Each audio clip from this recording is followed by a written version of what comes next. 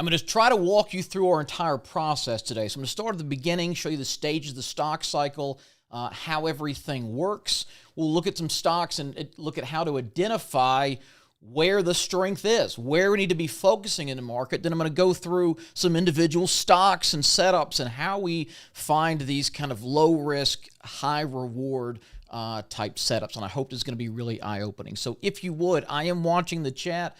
Please, please, please, questions, comments, fire away in there. Let me know if you have questions, and I will be sure to answer each and every one of them. We're probably going to go for about an hour, although I have a history of running a bit over that time. So if you have more questions at the end, I'm happy to stay and answer them. And then if you would, hit that like button or a thumbs up or something on this video. Hit that for me if you would. I think it juices up the algorithm or something. If you're not a subscriber, there's a little button down there in the corner. You can click on that as well. But let's go ahead and begin. So what we're looking at right here, this is the NASDAQ Composite Index. And as you can see, we are clearly in a strong uptrend. Okay, so the first part of this formula to making money in the market is you need a bull market, right?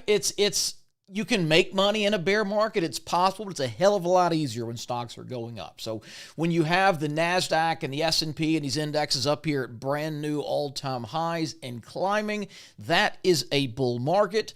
The big picture fundamental setback is backdrop is very strong. GDP is pretty healthy. Inflation, while 0.5 to 0.75% above average, is much lower than it was a couple years ago.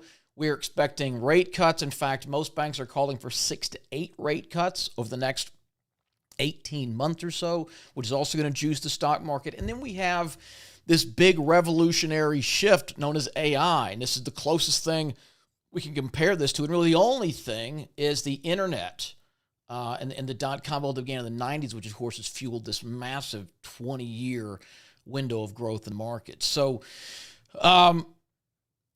let's talk about the stock cycle really quickly, if we would. And if you're new to this, a lot of people have never seen it laid out this way, but it's really, really important to understand. And that is that all growth stocks, whether we're talking about Apple or Google or Netflix or Jim Bob's bait tackle and rocket ships, whatever it is, they all go through these same 4 stages. And this is a pattern that repeats itself over and over and over again throughout the life of this stock. They all go through it, and go back and look at a log scale chart of Amazon and Apple and Google, and you'll see the same thing. But what you need to understand in order to realize the importance of this is that it is not you and I that move stock prices, okay? The market is an auction. It is buyers and sellers, and you and me buying 100 shares, 500 shares, 1,000 shares is not going to move the price of Apple. It's not going to move Netflix. Even if I put my entire net worth into one stock in 2 minutes, it might tick up 4 or 5 cents. But if Goldman Sachs and BlackRock and the Notre Dame Endowment Fund and the New York City Pension Fund and Cathie Wood's ETF and Warren Buffett's Berkshire Hathaway, if they're all buying, if they're putting hundreds of millions and billions of dollars into a stock, it is going to go up. Period. Hard stop. If they are all selling a stock, no matter how good the earnings, no matter how good the sales, if they're all selling, it is going to go down. So you quickly realize that as a trader, as an investor, number one priority is not to predict. It is not to forecast or guess. Our job is simply to interpret. We want to see which stocks they're buying and which stocks they're selling. And if we do that, we can get on the right side. And so these are the 4 stages of the stock cycle. This is a weekly chart of Roku stock, and this is back for about 2000 to 2023. It's about a 3-year period here. And I've outlined each of the stages. I'm going to walk through these really quickly. Now, stage 1 is super boring. Okay, it's like watching paint dry. Now, full disclosure, this stock, this was COVID, this big sell-off over here when the market tanked. So if it wouldn't have been for COVID, stage 1 would have looked more like that, about a year long. But in stage 1, the stock is generally just bouncing around in a fixed range, okay? It's known as a value stock. It's cheap. It's just nothing impressive. In this case, it's bouncing like 80, 100, 120 bucks a share. But eventually, the stock is going to break out from stage one. And when a stock enters stage two, this is where the money is made. 98% of your gains as a stock trader are going to come from stocks in stage two. Even if you were just a long-term investor, your 401k, all the big profits are going to come from stocks in stage two. Now, when a stock breaks out into stage two, generally something is happening. It could be they're having big earnings and sales growth, right? So most companies may grow their sales at 4 or 5% a year. This company's doubling every year, right? It's Chipotle 10 years ago as they're adding 100 stores a year. It's NVIDIA the last couple of years, seeing 70, 80% quarter-over-quarter growth, right? It could be the stock's just in the right place at the right time. You know, AI has been really hot the last couple of years. Even garbage AI stocks have been going up. But for whatever reason, the stock is now in demand and enters the markup phase. And two things to know about this stage. One is how these institutional investors are trading, right? When Warren Buffett, for example, when he wants to build up a position in Apple, Apple's a very liquid stock. But again, he's trying to get 40, 50, $100 billion into it. And so he can't just go buy up all the stock in 1 second. There's not that many shares for sale. So they spend weeks. It took Buffett 2 months to build up his position in Apple. And so when these big institutions are buying, they're buying every day, every week, every month to build that position up.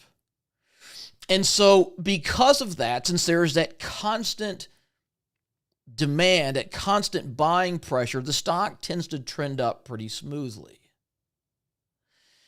And so they buy every dip, and it just tends to have this nice run along that red line, which is the 50-day simple moving average.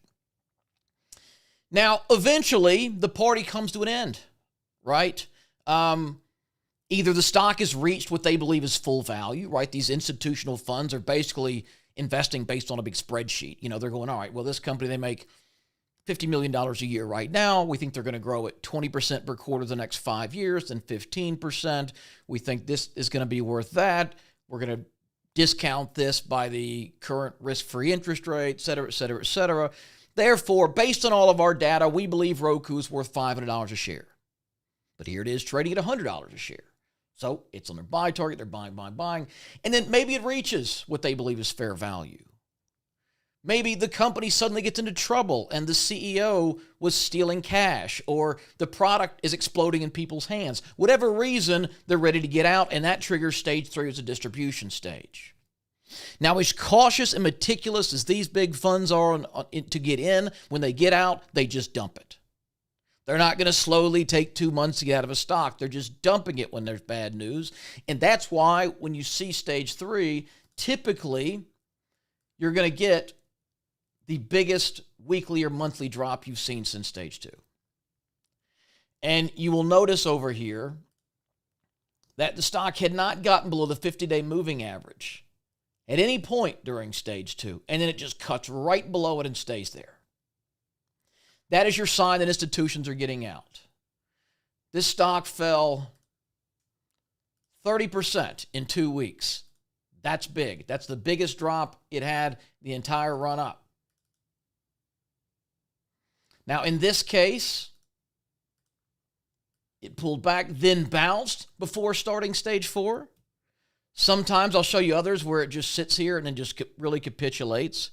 But what you need to know about stage 3 is this is the beginning of the end, and this is where most traders get into trouble, because when you've watched a stock go from 100 to 2 to 3 to 4 to $500, suddenly it drops to 350 or 300. What do? Buy the dip, right? Everyone thinks they're being contrarian. Oh, I'm smarter than the average Joe. That sucker paid 500. I know a deal. I got it. And it's where everyone gets in trouble, because what they are doing is buying the beginning of the end. And so after stage 3, the institutions have gotten out. Maybe some retail investors have been buying this up. Maybe a couple of value funds have gotten in and bought it. But again, you and I invest. We may buy 1, twice, 3 times, but that's it. We're out of money. We fired our shot. We're not buying every day and every week like Goldman Sachs is. And so once that demand has been extinguished, once we bottled it up, now there's no more buying pressure to continue that stock running higher, and it just becomes a game of uncle. Get your stop loss here, runs it. Everybody's got a stop loss in here. It's why it's defending it, and then it falls apart. And this is when the Diamond Hands crew gets their ass handed to them. Is this making sense to everybody? Everybody understand what's going on here so far? Type yes if you're with me. So, in stage 4, this is the markdown phase, and typically a leading stock is going to fall 50 to 80% in stage 4. And if you think, well, my stock wouldn't do that, well, yeah, that's true, Ross, but not Apple, not Nvidia, not Google. Go back and look. Go back and look at what happened to PayPal in 2022. Go back and look at how Netflix fell 70% in 2022. Not some great financial crisis. 3 years ago because interest rates went up. Did 70% of us stop paying our Netflix bill? Did their growth fall by 70%? Did anything affect the value of that company, its sales, and its revenue? No. It was simply following the stages of the market because the big institutions were selling the stock. It doesn't matter if their corporate headquarters is on 60 tons of gold deposit. If they're all selling the stock, it is going to go down, period. Don't fight this. Don't try to outsmart the market. You will lose 99 out of 100 times. Go with the flow. Follow the big money. Ride their buying. So I tell you all of this to tell you this. Stage 2 is where we want to own stocks. And I'm going to talk about where to buy in there. Now, ideally, of course, we want to buy right here and ride the thing up. But there's going to be several buying opportunities throughout stage 2. And if you look at the stocks I buy and the ones I recommend to our members, all of them are in uptrends. We're never going to we're going to recommend a stock on the way down. There's no sense in doing it. And I'll give you a final example here to show you why. Let's say person A buys up here. Okay? He bought right at the tippy top. He's got terrible timing. We all know somebody like this. And he rides that stock all the way down. And a year later, he's down 89%. Okay? 89%. His investment account has been turned into parking meter money. He's broke. It's all gone. All right? Now, let's take person B. Person B bought the stock at half off. It went from 470, what's half of that? 230? They bought all the way down here. Now, person B feels pretty smart. He calls person A and says, "You idiot. You paid $4.70 a share. I got it at half that price. You're so stupid." All right. Guess how much person B is down. Just guess in the chat there. What do you think? If you're down 80% from here, how much do you think you're down if you bought it here? And answer this and then I'll move on. If you bought it half the price, you didn't have half the loss. This guy's down 79%. Do you think person B is going to call person A and brag that he is only down 79%? Is he in any better of a situation than the first guy? So trying to catch a falling knife doesn't work, even if you bought way down here. Way down here. You bought the stock after it was already down 70%. You still sat through a 60% drawdown. And it's just the way the math works out. And I had somebody used to tell me, he said, "Ross, it doesn't matter if you bought the stock for 400 or 4. If it goes to 0, you lost the exact same amount." So just don't buy stocks in downtrends, right? It just doesn't add up. The math never works. And unless you happen to be the super lucky guy who bought right there on the tippy low bottom and rode the thing up, it's just going to cost you money. Okay?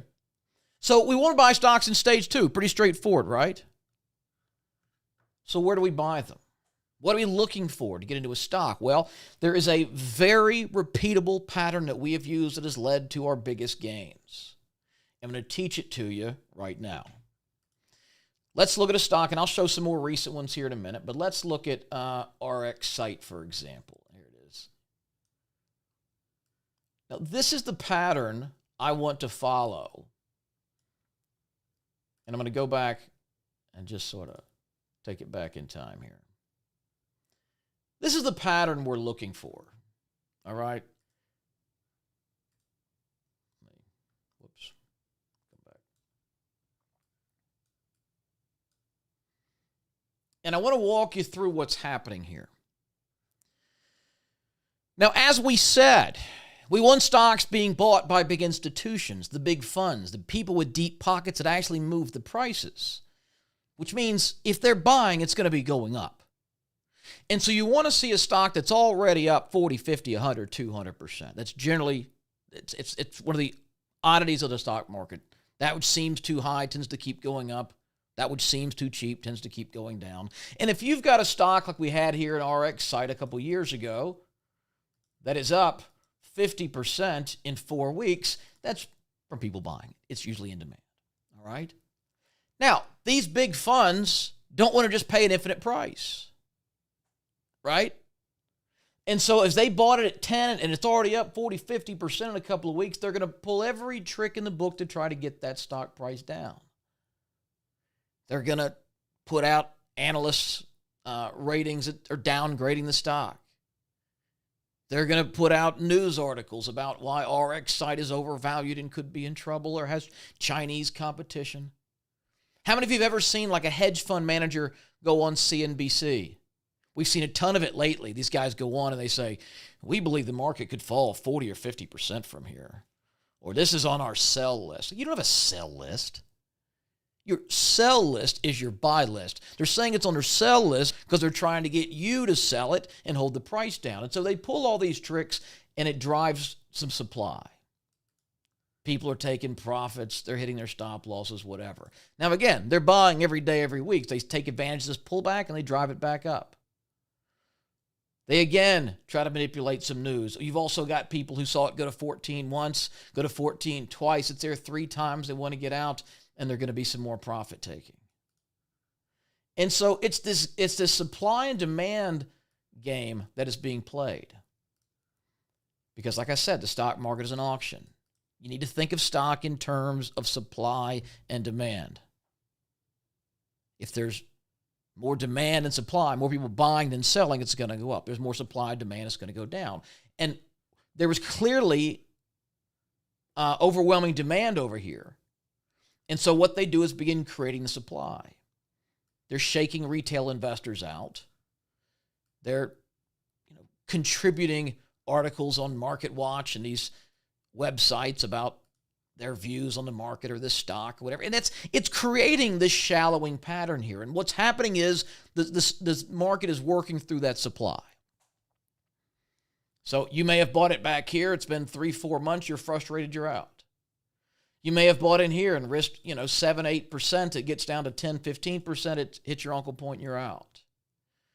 You might have seen an article or 2 or 3 articles about why RX Site is overvalued. It could soon fall and it scared you into getting out. Whatever it is. But if you'll notice, as this pattern is taking place, these pullbacks, these dips, they get shallower and shallower and shallower.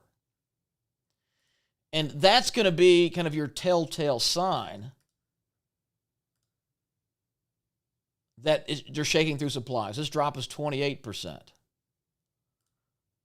This one here was 17. This one here was about 15. This one here was about 10. Next one's even shallower at about 7%. And so this shallowing effect from left to right is shaking out the stock. And all you are waiting for is that stock to break out above this level and buy where I've got this yellow arrow, because that is your sign of supply has now been absorbed. That the sellers are out of the way. That the stock has been shifted from the weak hands to the strong hands. And so as they've gobbled up as much stock as they can in this $12, $13, $14 price range. As they've manipulated news and run stops and frustrated the game and everything they can, they've bought all the stock. People are willing to sell them for this $12, $13, $14 mark. Now what do you got to do if you want to keep buying? Like I said, no one else is willing to sell for $14. Well, you got to pay up. So they go, all right, well, will you take 15 for the stock? Will you take 16 or 17 or 18 or 20? That is what causes the stock to rise and rise quickly. Because even the same amount of demand, even the same number of buyers are chasing a much smaller pool of remaining stock. Right? So imagine you've got, let's just pretend a number. Let's say there's 100,000 shares of RX site out there trading in the market. You buy 10,000 of them, and 20, and 30, and 40, and 50. And once you've got 70, 80, 90,000 shares of it, well, now you're chasing a much smaller pool. This is why supply and demand drive prices up. It's the same thing that happened to the housing market in 2021. The same thing happened to used cars in 2021 and 2022. When you shut down all the new car production for 6 months, suddenly there's not very many cars out there. The same number of people were buying used cars that bought the year before and the year before that, but there's far fewer of them for sale. And so you got the same number of buyers with far fewer sellers. That is what's causing this move. Now, in this case, it also had an increase in demand, as you can see here in volume. So it caused this propulsionary move, 127%. And you'll see this pattern off the lows. You'll also see it at the highs. Everybody's screen okay? I apologize for getting any lag here. And listen, you can see this over and over. I'll give you an example. This is one that took place right in the middle of the 2022 bear market. We actually bought this one in one of our services here for our members. So look at Permian Basin Trust, PBT. Now again, the stock was way up at the time. Okay, it had gone from $5 to 15. It had tripled over the last few months. It was up 80% just in December and January. And so again, you get the shallowing effect, where the pullbacks eventually get shallower and shallower and shallower. Resistance is clear as day. Helen Keller could have spotted the point where this stock can't get above. As you can see, this stock cannot get above $14.50 a share. That is where the supply is. I don't know if it's one guy sitting there with an order to sell 100,000 shares. It could just be a bunch of folks that realize it can't get above and want to get profits there, but it cannot get above $14.50. And I have no interest in buying this share, this stock in January, February, March, April. I have no interest in buying it until it clears that supply. Because once it does, it is now free to run higher. And that's exactly what happened. It just kind of took off from here to like 60% in a few weeks. They go, well, Ross, it came back down. It did. I'm not saying these things are going to go forever. But look at this. This one retested your breakout area perfectly. And then, after that, like all I'm doing is swing trading. I'm looking for stocks I can own for a few weeks, a few months, catch a nice big move into, and move on to the next one. And here's one I did a couple of months ago. This is SMR. So this is a stock that, now, look what happened. Look what's happening here. Let me go back in time so I can get the chart fixed.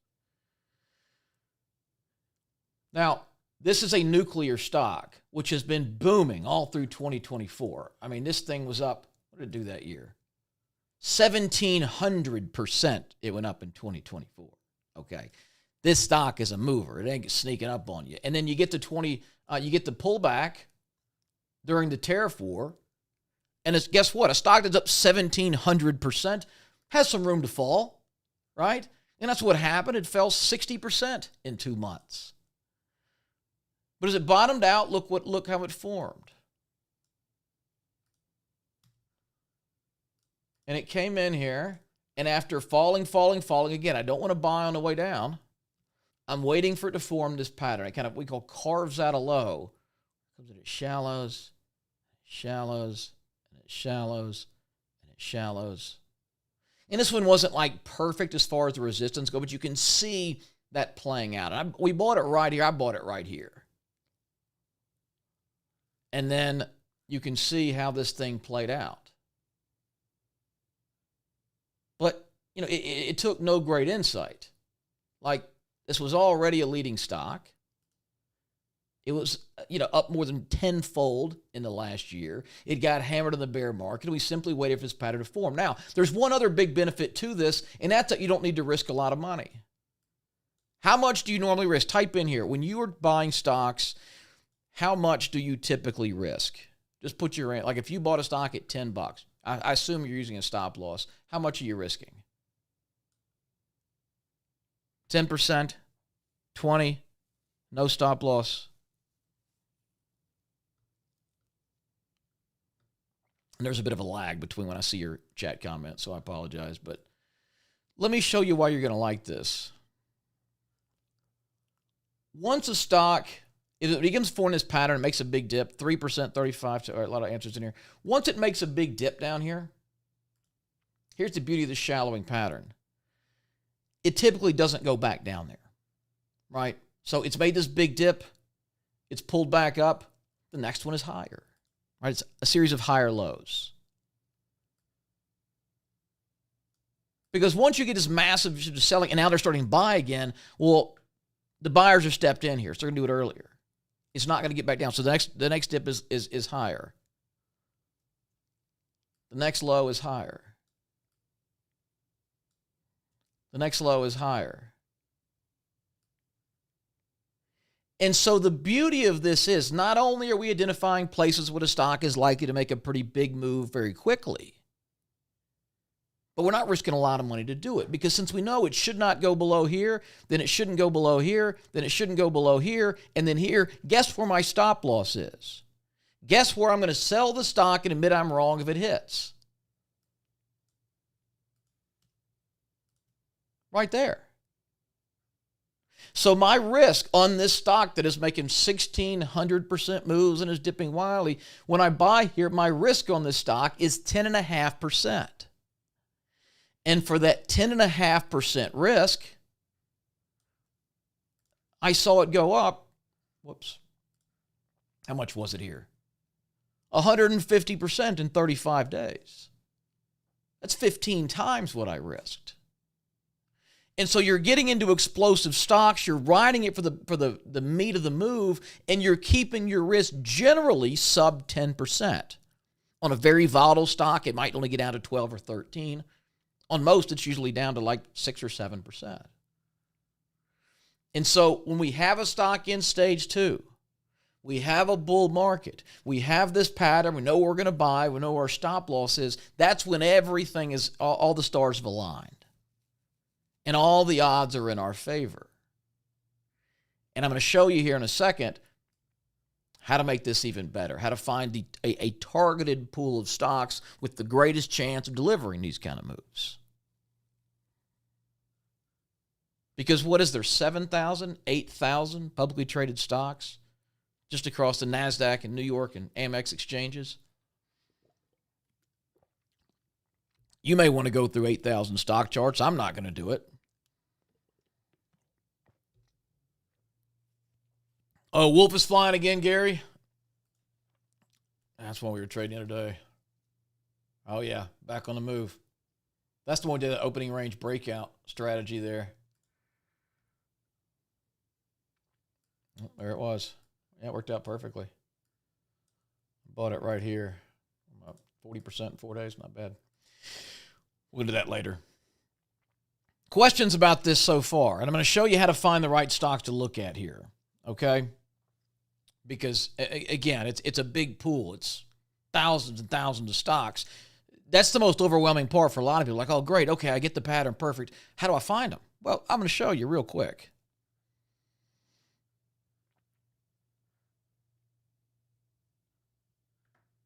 Now, in a bull market, and this is going to be true of every single bull market throughout time. Every bull market has a theme to it. There is always a group of stocks, a sector or two that are leading the move.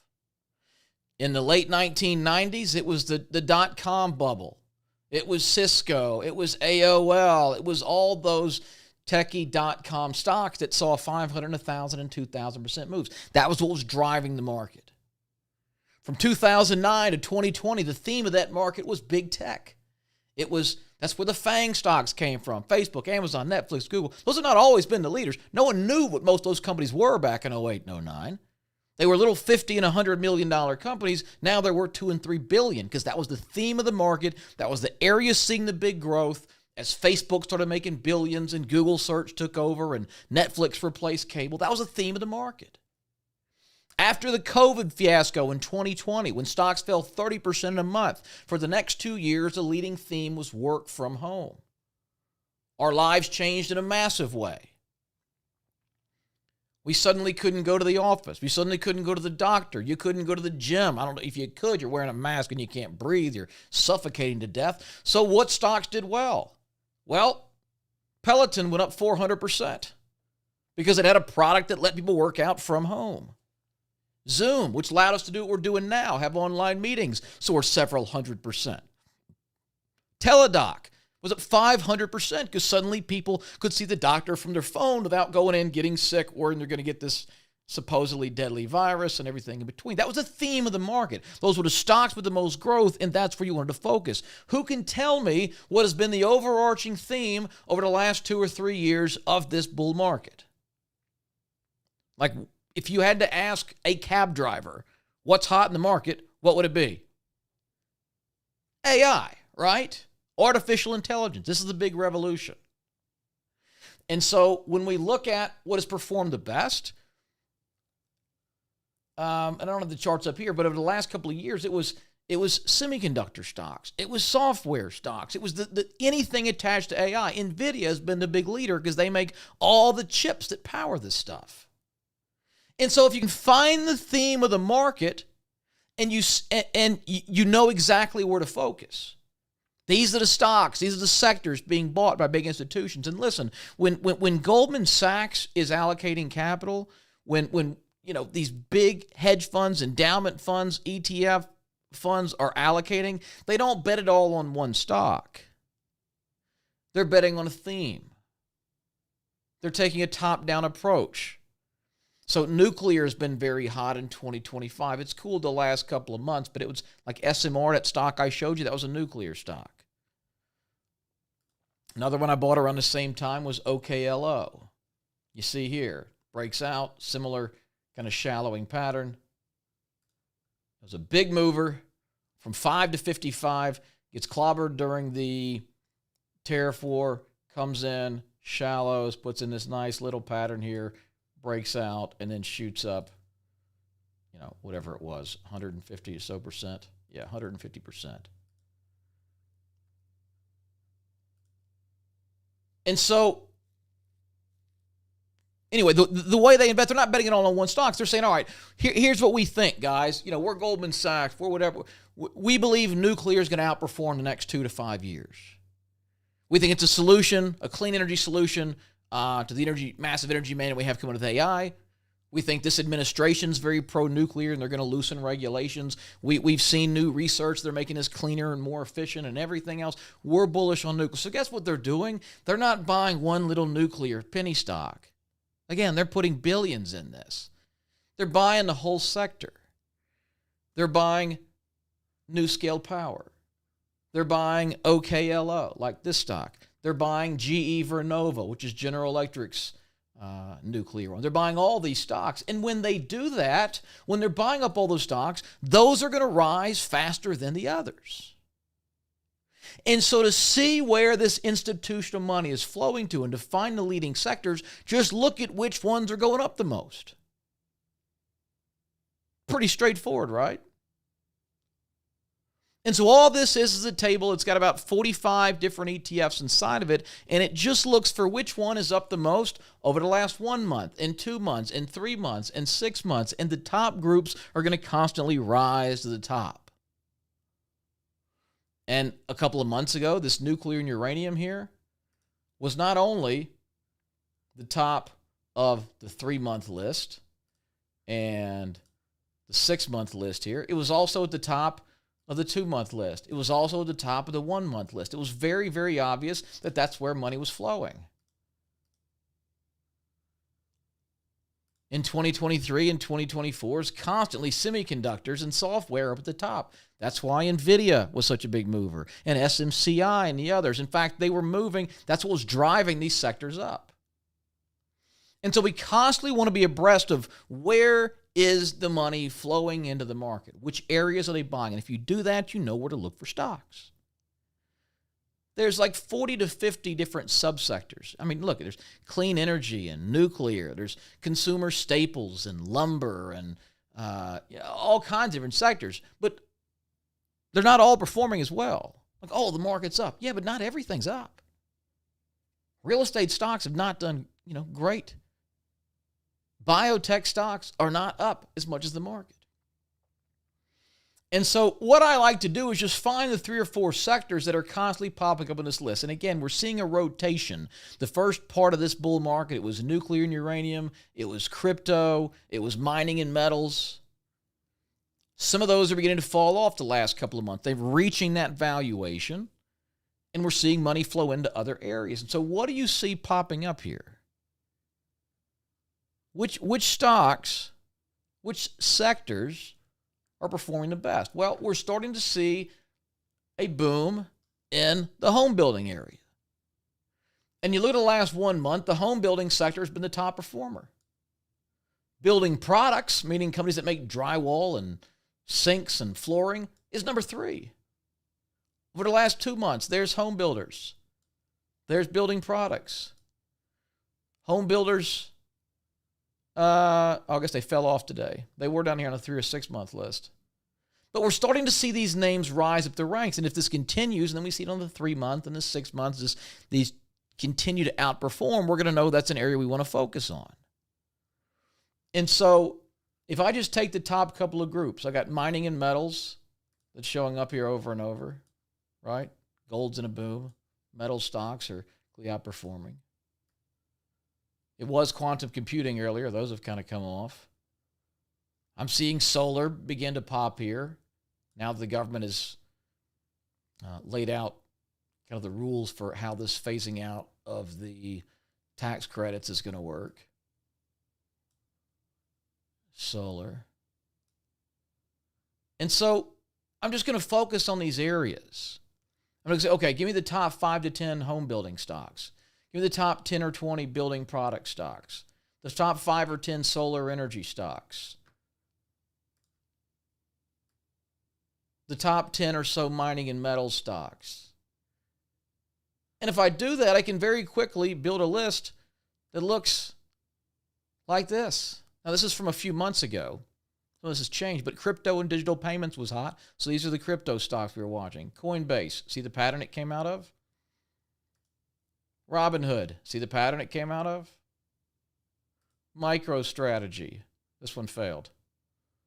MicroStrategy is a wild one. Coors, Galaxy Digital, bought this one as well right here. Cypher, big breakout here. Hit supply, topped and came over. CleanSpark, okay? The top nuclear stocks for OKLO, Centrus Energy, Uranium Energy, SMR, BWXT, CEG, Denison Mines, Nano Nuclear, GE Vernova, Cameco, right? Quantum computing was hot. So we had a bunch of these. Look what we did in QBTS here. QUBT. I mean, all these paid triple-digit gains. Rigetti's still rocking. Mining and metal space. This is MP, the company doing the rare earths that's getting deals with the Pentagon and Apple and all the others. It's booming. Carpentry, Sandstorm, EM Gold, right? And then, of course, the AI theme, NVIDIA, Palantir, which we bought way back in here. Pegasystems, Netflix, very much leaning into the AI stuff. Broadcom, Meta, AMD, SoundHound, which we made an absolute fortune on over here. Look at this same pattern. AI's been the theme for a couple of years. Look how this one panned out there. That goes up, big stage 2, goes back into a stage 1 for about 8 months or so.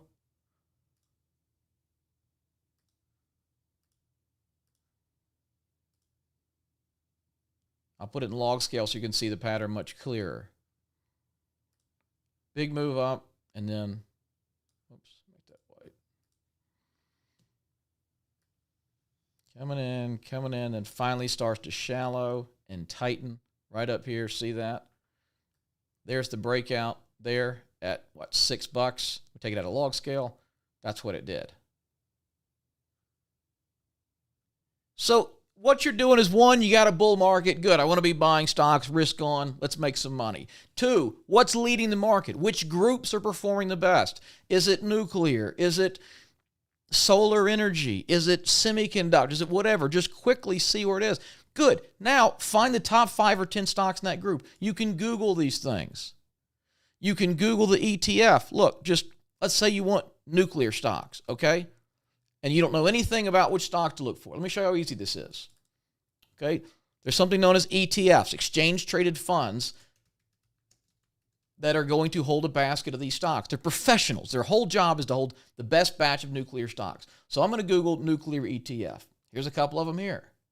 The VanEck Uranium. And all these have to post their holdings. So first result, VanEck Uranium and Nuclear ETF. We're going to click on that. And what you want to look for is the word holdings. You see it over here on the left? Holdings. There you go. That's the stocks that a professional money manager believes are the top nuclear names. Just steal the stocks. The U.S. ones anyway. This one's in Hong Kong. But Constellation Energy. And you can see how much they have. They have 7.7% in that, 7% in Cameco, UEC, BWX, Denison Mines, Centrus Energy, all those names I showed you. Just copy the ticker symbols. OKLO, there it is. NuScale Power, that's SMR. Nano Nuclear. 4U. All the same stocks on my list. You just for any sector, any asset class, and just build you a watch list of names. And so now you know exactly what to look for. You know exactly where to look. You know how to risk very little money. You know how to find setups that should lead to a pretty big explosive move. If they don't, you're going to lose 7 or 8 or 10%. And now you have a nice framework to work from.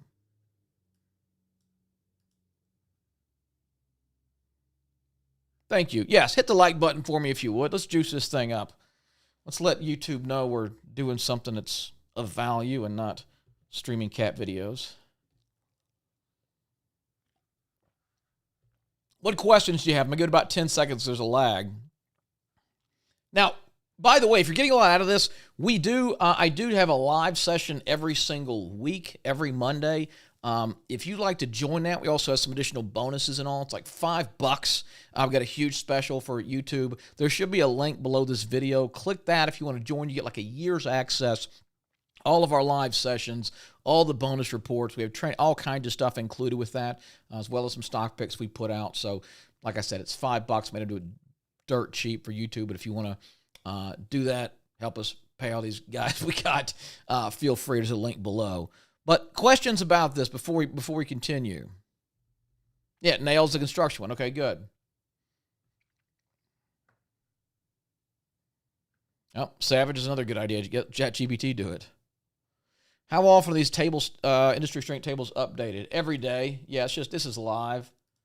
So again, it's just a very basic little piece of code. It says which one is up, and I can adjust these. I can look at like 1 month, 2, 3, 6, 9, 12. I can look at the best stocks. I can see the worst performers. If it's a bear market, looking for stocks to short. But yeah, really, really straightforward. Can I stream cat videos, a 10-minute break? It's overwhelming. Oh, the link's not there yet? Okay, my bad. Is it in the comments?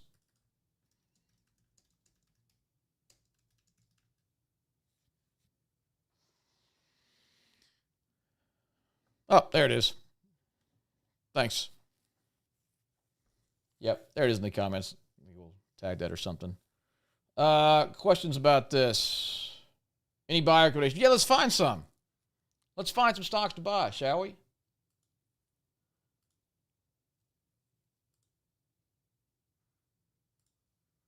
So I've got a little construction list here, and this is what I did is I've got a ton of stock. This one's probably bigger than it needs to be. I should have just done what I showed you and pulled the top ETF holdings, but I kind of combined all the stocks, the home building stocks with the building material stocks. This is like anything from D.R. Horton, which is a big home builder, to Dreamfinder Homes, which is a home builder, and then it includes like Allegiant, which is a building material stock. It includes Our House, which is a luxury furniture company. But again, when there's a big housing boom, people not only buy houses, but they buy the company that makes the drywall is going to do well. At least the plumbing fixtures, the company that you go to furnish the house, the bank's going to do well, right? It's a whole network, which is why when construction is booming, it really can drive an entire bull market. Realtors are suddenly making a bunch of money. All these interrelated industries and companies are doing well. And the macro case is pretty straightforward. I mean, we've been, mortgage rates went from the sweetheart 2.5%, 3% we were seeing in 2020 and 2021, and in a single year, it shot up to 8%. And everyone from the Federal Reserve chairman to myself has thought, they'll be lower in a couple of years, and they haven't been. They've held up much higher than anyone thought. Here's the 30-year fixed-rate mortgage. That's where I locked my rate in. I had to use all the tricks in the book. I just built a new house last year. But, and again, do you see the pattern? I mean, supply and demand works in the bond market too. Same exact thing in here, right? Same shallowing breakout. Although this wasn't a fun breakout. Interest rates from 3 to 8. But it's been stubbornly stuck up here high. And so all of you guys, and I hate every single one of you, sitting on your 3% mortgage over here, is going, well, I'm not going to move now. I don't want a 6.5%, a 7% mortgage. It's going to cost me twice as much. Screw that.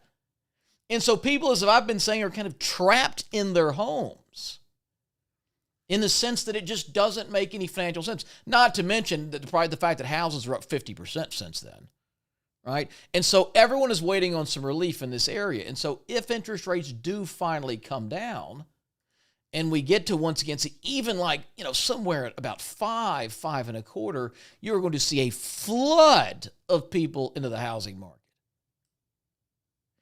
And if you ask the big leading banks and the Wall Street firms, most of them are predicting, as I said, between 6 and 8 rate cuts between now and the end of 2026. The President of the United States has made no apologies about the fact that he believes rates should be much lower. The Secretary of the Treasury, Bessent, just came out and said he thinks rates should be 150 basis points lower. I mean, that's big. And the last Federal Reserve meeting, even though Powell didn't cut rates, 2 of the Federal Reserve members disagreed with him and said they should have. And that doesn't sound like a big deal, but that's never happened before. They must always agree. So Powell's term ends in May of 2026. There is a 0% chance Trump nominates him to come back. He's going to put someone in. The president does pick the chair of the Federal Reserve that shares his view and believes in drastically cutting rates. I think we're probably going to see the biggest rate cut in history. But nonetheless, the expectation on Wall Street is that rates are going to come down by 1.5% to 2% over the next year and a half. And when that happens, not only is that good for the stock market, it is very, very, very good for the housing market. And so if we look at these stocks, we'll try to find some of these opportunities. Let's just go through this construction list and see if we find some in here. Allegiant kind of breaking from a flat base, looks okay. American Woodwork, this stock is kind of trying to come out of a stage 1 here, isn't it? Big resistance. Couldn't get above the $62 area for the last pretty much all year. Finally breaking through on a big gust of volume. Could be good in here. A.O. Smith Corporation, I think it might be early. Now, these patterns are not always going to be perfect, by the way. You sort of want to look for the spirit of the pattern, right? You want to see that the characteristics. You want to see that shallowing, some kind of level of resistance, right? But this one actually looks pretty good. It broke out here on earnings. I bet it beat earnings. Watch this. Yep. So profits and sales both came in above expectation. The stock popped, but it wasn't ready. It wasn't ready, so it pulled back down, but one more little shallow. So this looks really good for a breakout. AOS.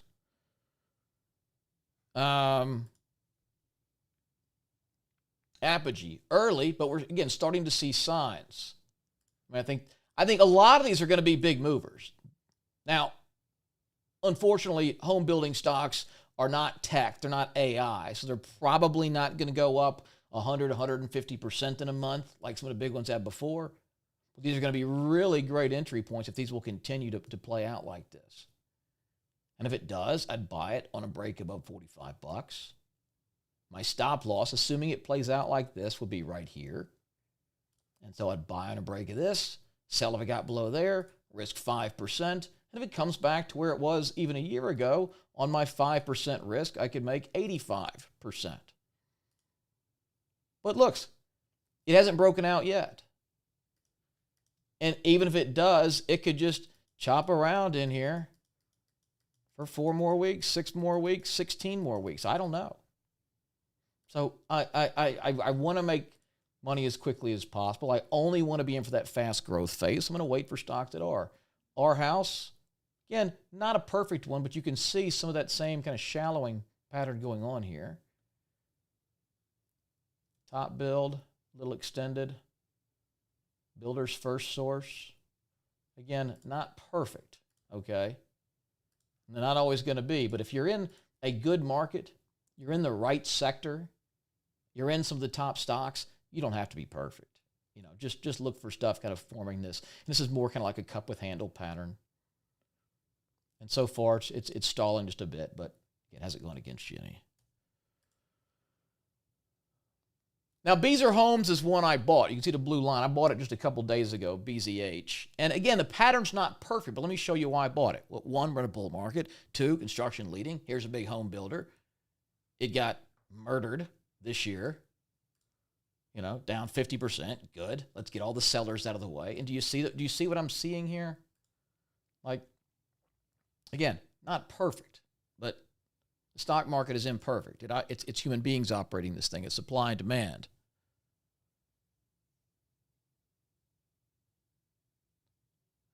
And so as it came down, it began to shallow. And then again, and then again, and again. Now look, it started to break out here. It failed. If I'd have bought that, I'd have lost money. But look what happens. And this is, in my opinion, these make even stronger setups. And this is kind of a more advanced thing, but I don't want to share it with you here. This is the pattern I want to see. Ideally, I'd like to see the stock just blast out here. But if it doesn't, okay, look what happened here. Now, let's pretend for a second you bought right here. Let's make sure everyone is following me. Have a little pop quiz. If you bought right there, where would your stop loss have been? At what price would you have said, okay, if it gets to here, I'm out? And if you don't know what a stop loss is, it's just an order you put in that says, hey, if the stock falls to this price, sell it immediately.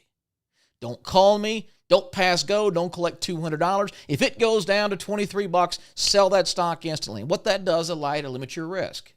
You can buy it, put a stop loss in, go about your day, your week, your month, and if it happens to fall 10%, you're out immediately. You're not going to take a big loss. So where would your stop loss have been? Robert says 24, 24, 24, 15, $20. Mine would have been, and again, let me just go back and do like this.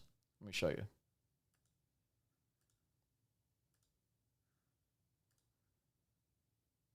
Okay, if it looked like this is what I'm saying. And that's what I'm buying. My stop loss would have been right here. Right there beneath that swing low. Because again, remember what I said. Here's the low, pushes back, shouldn't go there again. Back, pushes up, shouldn't go below here again. Shouldn't go below here. Shouldn't go below here. So I want that most recent swing low as my stop loss. So that's going to be, in this case, 9%. That's what I would have been risking. Now, if I did that, I would have gotten stopped out. So would all the people who put their stop loss down here to give it more room. And I mean, you would have just barely been tagged. That'll really piss you off. Trust me. And so what this is, now look what the stock has done.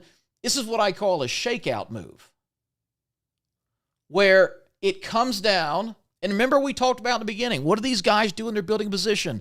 They're manipulating the story. They're sending it one giant sell order to scare and run stop losses. They're having the stock downgraded. They're putting out articles about how Beazer Homes could be in trouble in the housing bubble that won't happen and all this BS to try to keep the stock down so they can buy. And so when they do and it shakes out and runs the stop losses, look what they did. They bought the ever-living you-know-what out of it. And there's a phrase in the market, we say we want to buy tennis balls and sell eggs. An egg falls and just splats. A tennis ball bounces. And when a stock falls, that's when you see when the demand is there, if it's not. If it falls from 25 to 21, if that stock is in demand, if it is being bought week after week by firms, if they're trying to build big multi-hundred million share positions, they're going to take advantage and actively buy this. If they're not, and it falls 15%, 20%, and just sits there, nobody wants it, right? Supply and demand. And they obviously want it. It shot straight back up. So this is like a pattern. It puts in this shakeout move, which is like, one final sweep of anybody they can trick to sell this stock. And now it is that much more concentrated into the strong hands.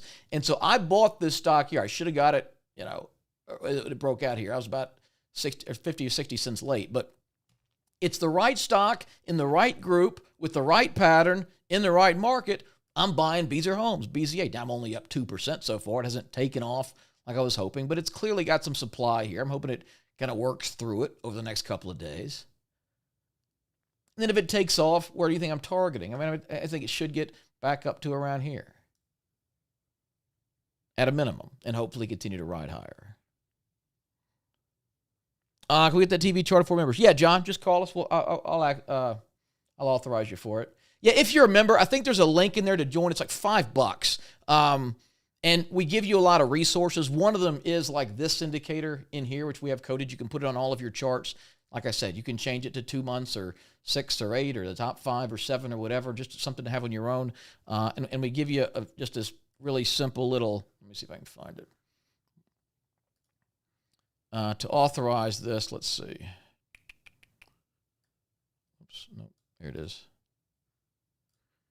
Yeah, once you become a member, and I'll put this link in there, but you just log into this site, put your email address, and your TradingView username, and we'll authorize you for it. And then all you got to do is just come here and you put in TA industry strength. See, it's locked.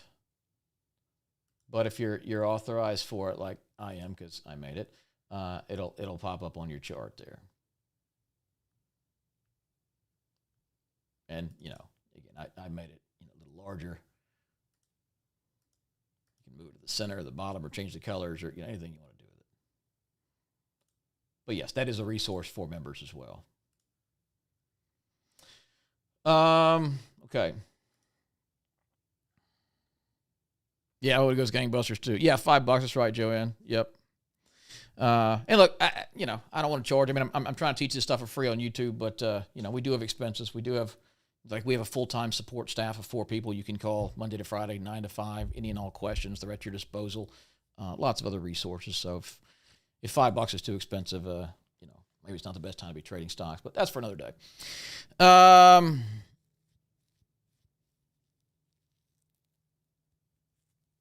Can you put the moving averages can you use the moving averages as a guide? It's still under the 200 of the first break. You can. I mean, typically, I don't like buying stocks under the 200-day moving average. Sometimes I will. This one, as you can see, is just broken above and is holding above that 200-day moving average. So it's like through the resistance, through all the moving averages. Ideally, I like to see it all trending up, but yes, it is back above. But yeah, it comes to like where to get out. You can sell into strength on parabolic moves. You can, whoops, I don't know, that's still there. Old alert. You can trail it behind, say, the 21 or the 50-day moving average, something like that. We could do a whole 4-hour session on when to exit, but yeah, lots of options there. I don't even think it auto renews, does it? It doesn't auto renew, does it? The $5? I don't think so. Let me see. I'll make sure. And it's for like a year. It's not $5 a month. It's like $5 for a year, I think. Anyway, you can check it out. The link for industry strength indicator. Yeah, let's see. Yeah, it does not renew. So it's like $5. You'll never get charged again if you don't ever buy anything else. Yeah, it's about as cheap as I can make it. Industry strength. Okay, I'll put this in there. How do I do this?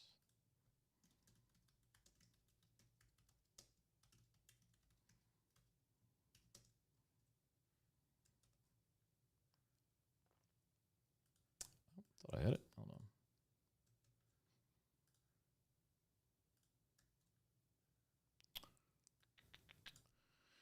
on. Derek, will you post this in there? A link to that industry strength indicator.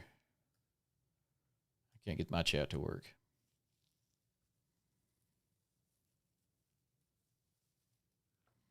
Nayland, there should be a link right down below. I think it's in the description. It says special offer for YouTube viewers. It's $5, whatever.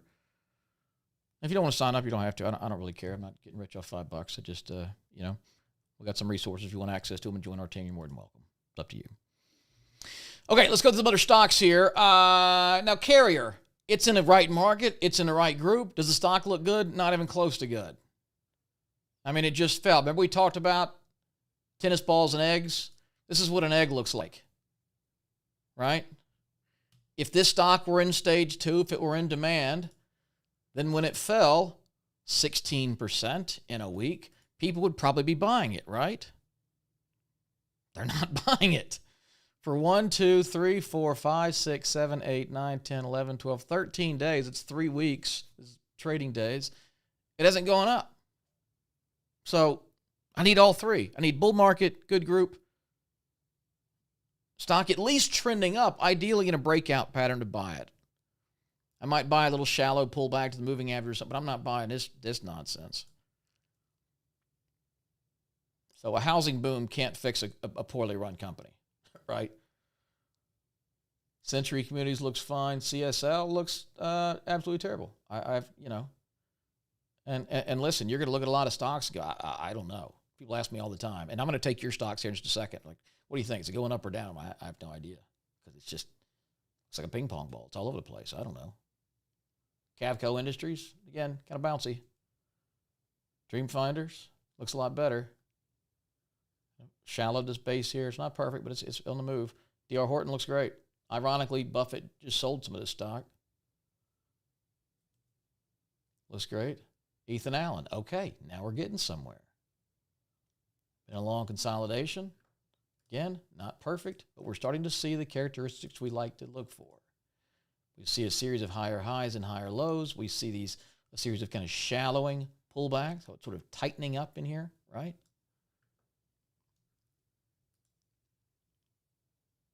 Eagle Materials. You see what I see? You pick it up what I'm putting down here, right? Big downtrend. Not trying to catch a falling knife.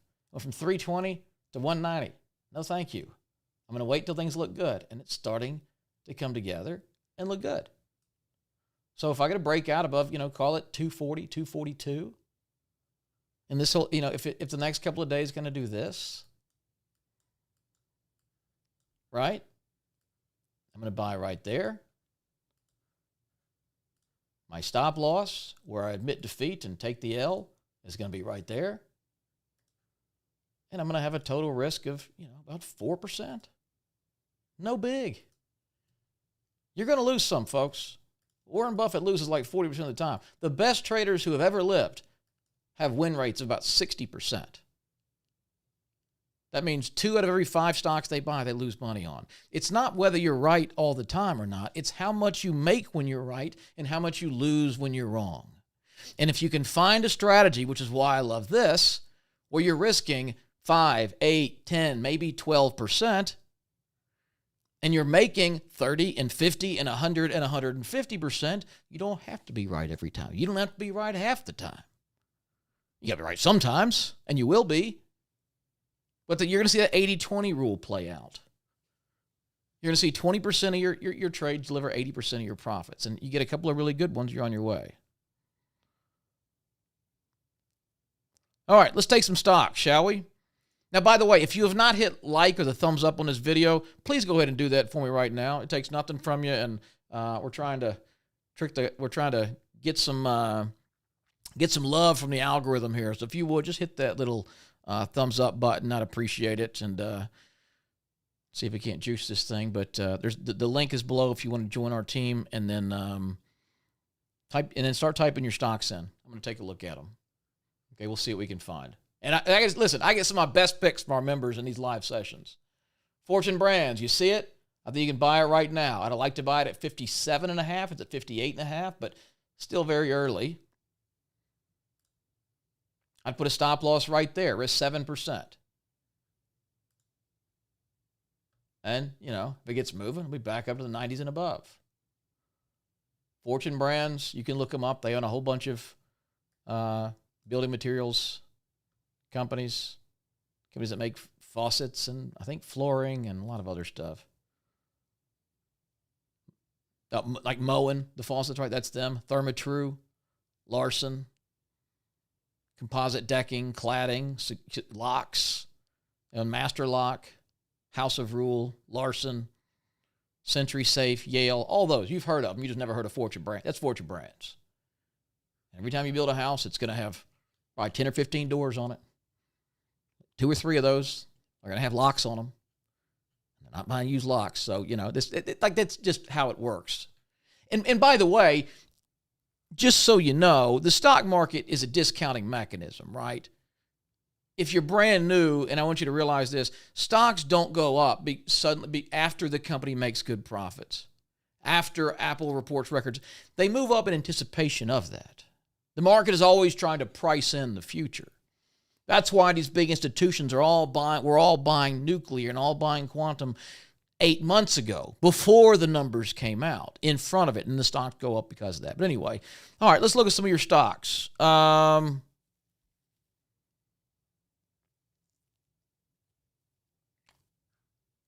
Enphase. NPH? Absolutely not. What looks good about this chart? Not a damn thing. I mean, it's not in stage 2. It's not in any kind of an uptrend. It's the stock market's at all-time highs. This thing's at all-time lows. It's not one I'd be interested in. Now, when I say this stuff, if you own this stock, please don't take offense. It very well could be the low. This thing could double next month. I don't know. If you have a fundamental reason to buy it or you believe in the long term, do not let me talk you into selling this thing. I'm just saying, based on my strategy that looks for momentum, looks for stocks on a rise, being bought by institutions, this checks none of my boxes. Carvana, CVNA. Yeah, very strong. Now, the earnings pump didn't hold, but I think it was just early, because if you ignore that one-day pop,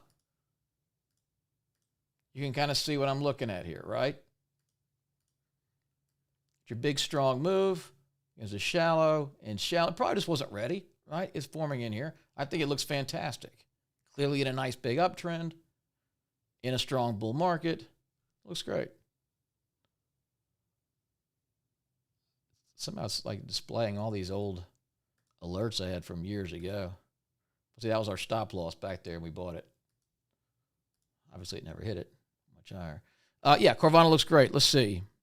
LEU. Yeah, I know I'm going to like this one. All right, so Centrus Energy, nuclear stock, in the right area. I'll say it needs to bounce here, right? This line right here is the 50-day moving average, one in the middle. Stocks in good stage 2 typically will hold the 50-day, give it or take a few percent. This pullback from the peak here is about 27%, about as much as I want to give it. You've also got this big supply and demand zone right in here.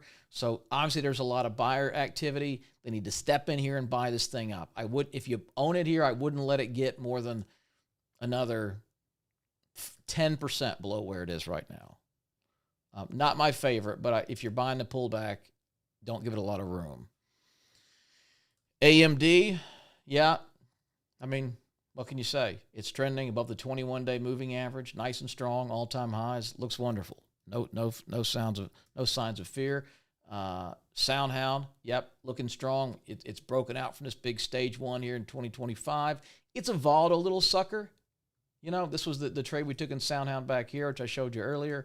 Soundhound giveth and Soundhound taketh away. I mean, that was a 300% move there in 50 days, and that was a 72% haircut over the next 6 months. So this is not a sit and ride. It's going to be a nice smooth ride like an uptrend in Walmart. I mean, it's a volatile little sucker, but it is trying to break out. I believe it's come out of this sort of stage one zone. It's hit this little supply level, which is why it's stalling. And I would encourage everyone to start thinking about the stocks in terms of supply and demand. And just think about what's happening. All these people who, again, the stock was running from 6 to 8 to 10 to 12 to 20 to 25. It dips. What did they do? This was stage 3, okay? I got too much on the chart. This was stage 3. Institutions getting out. And a bunch of people said, oh, finally a pullback. I'm going to buy. And they got in right in here. And then what happened? It fell another 58%. And they may not have the discipline you have. They may not have had a stop loss in. And so when they can finally get back at break even, what do they go? Oh, I'm going to sell it. I got a $1 profit. I'm out. I didn't take a loss. I'm a great trader. I didn't lose money. That's what's happening. So everyone who bought here in January has been deeply underwater all year is going to get out. So it's pent up supply in that stock. It's one of the reasons stocks at all-time highs can just keep running because there's no supply. Everyone who owns it is up. So you don't have people just waiting to get out. All right, got a lot of stocks here. Keep them coming. I'm going to go through all. We'll start going a little faster with these. Let me see. MicroStrategy, yep, that's just tied to Bitcoin. You see the pattern. I thought it was going to run. It didn't. Bitcoin is kind of stalling up here. I fear this could be the short-term top in Bitcoin. I thought we had an explosive move coming, but it's just not run, as you see.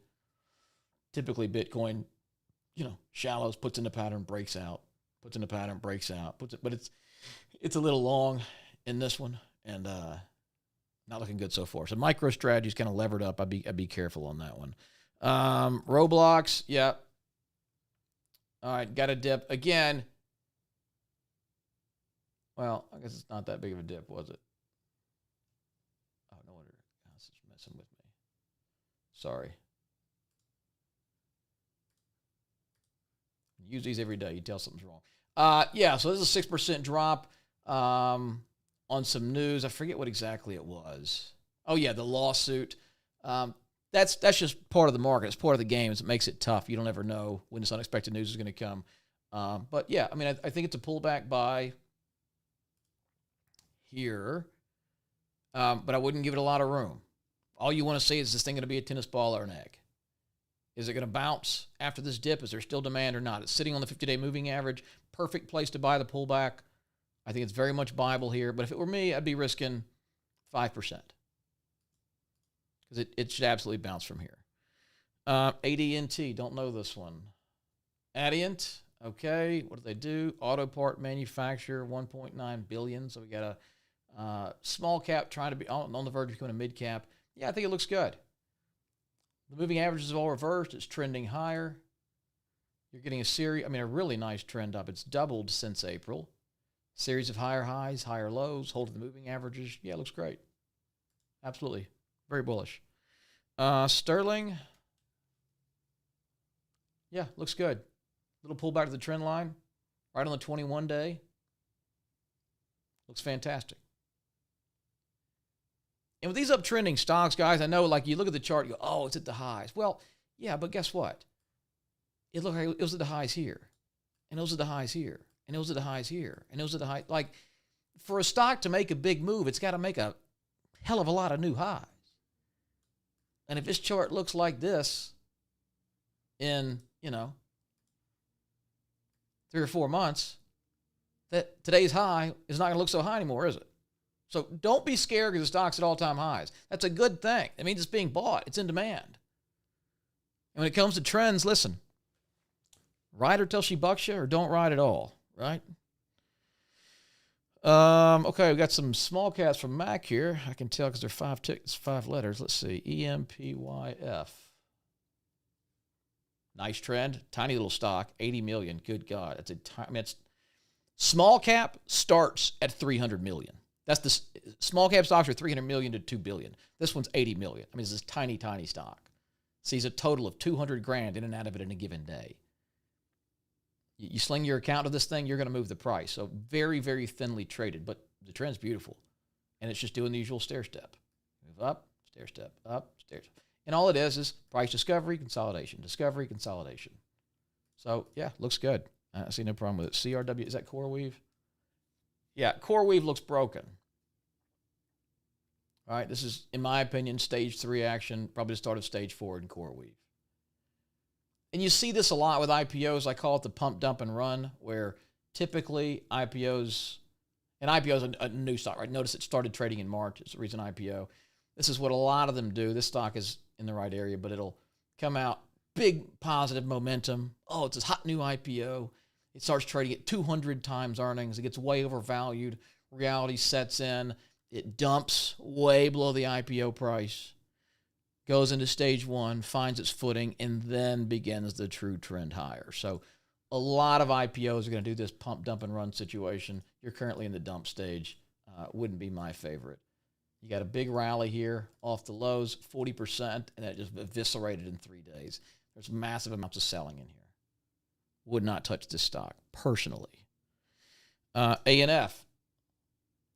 Oh, see what Sydney Sweeney's doing for this company today. Everybody seen a Sydney Sweeney ad? Everyone, for some reason, lost their mind over a blonde girl wearing blue jeans. Like, what have we become? Yeah, it looks okay. This is really just trading on news, in my opinion. You know, you kind of had a breakout move in here off the lows, and you got that big post-earnings gap up, but it wasn't ready, and it pulled back, and it went right back into the pattern it was, forming over here. So looked pretty good. It ran to the 200-day, couldn't rally through it.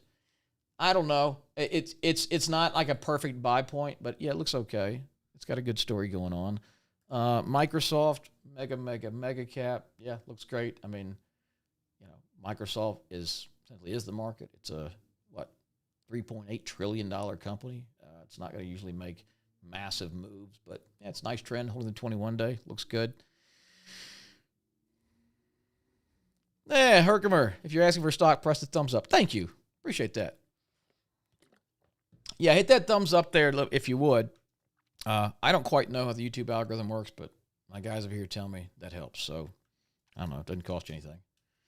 FAAS, penny stock, terrible downtrend. Nothing I would want to buy. U.S. gold mining, same deal. Gold's strong. It's in the right group, but institutional investors decided to pass on this thing. So it's here's a nice rule of thumb, right? I've just taught you the breakout pattern, right? And if the chart looked like this, you'd kind of see a stock looks like it's about to break out, right? I mean, you have this big decline, this shallowing going on here, nice tightening, compression action. Looks great, right? Here's a problem. The chart's upside down. I flipped it over. It's inverted. Look at the scale. It's going the wrong way. This is the chart. So what does it look like it's getting ready to do? Go the other direction, right? So, it's, again, don't take my word to the bank. If you got a reason to buy this stock, fine. But if your reason is the chart pattern looks good, I'm going to wholeheartedly agree with you. Or disagree with you, I'm sorry. 3M, yeah, looks good. Tightening near the highs. Nice trend up. Looks very good. FFAI. Must be a penny stock, I'm guessing. Yeah.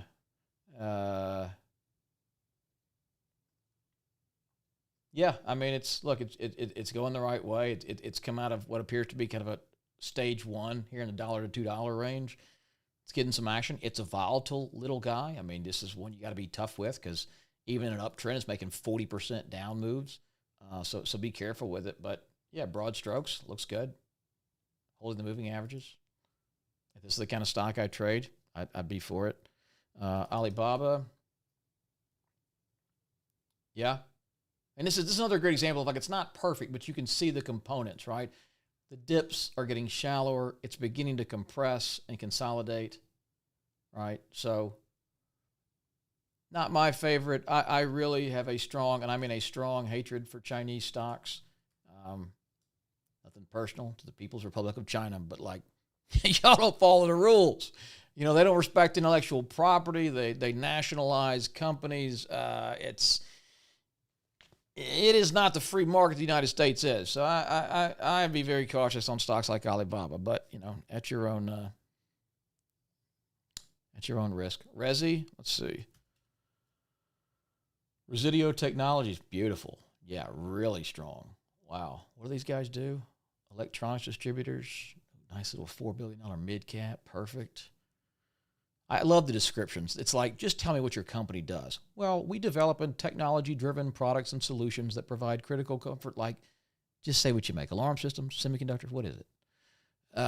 Temperature and humidity control, thermal water, air solutions, security panels.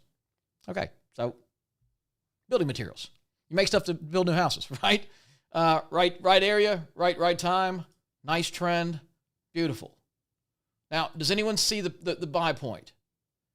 Type there in the comments what date or what price would have been a good place to buy Resi. And I know this is Monday morning quarterbacking, but it's important because if you can start visualizing this pattern and seeing it over and over again, then when it pops up on a live chart, you'll strike and you won't hesitate. Give me a date on there. Just type there in the chat box. Let's see who can nail this one. And there is a perfect buy point on this stock. Tyler says 25. Okay, I see why you're saying that. 24, Greg says. Matt says 28. 24, 28, 27.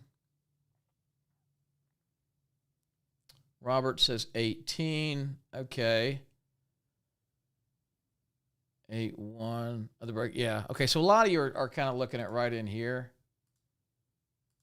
And I see you're looking like big picture in here, right? So I understand.